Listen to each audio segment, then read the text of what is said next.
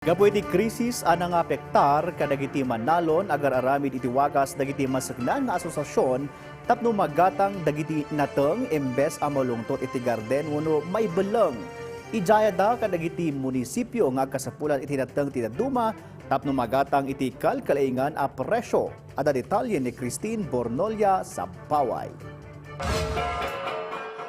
Suportado ni Itogon Mayor Bernard Waclin dagiti manalon manipod iti nagduduma a lugar iti Benguet.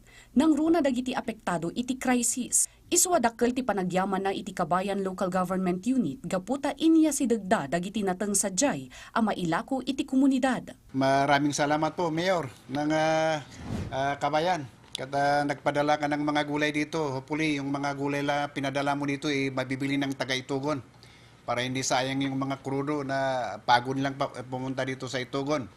Sigun kiniman ng Juanita Manipod Kabayan, agarup 3 tonelada ti nagdudumaan nateng tinailako iti munisipyo.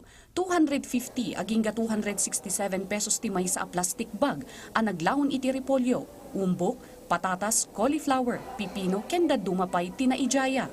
Ado pimanti kuha masayang natang iji garden ma'am, tida dumapakot. Ikupadan nga kas fertilizer, tahan mo piman nga magatang. Isu akit daw ni Manang Juanita kadagiti kabangibang a munisipyo.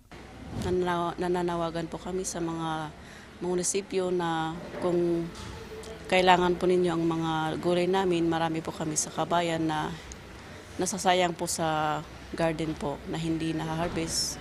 Ururayon mat ita ti asosasyon ni Manang Juanita ti tulong a maipaay kadakwada manipod iti lokal a gobyerno. Silulukat mo ti Itogon LGU kadagiti manalon iti kabangibang a munisipyo kas panangipakita iti suporta kadagitoy.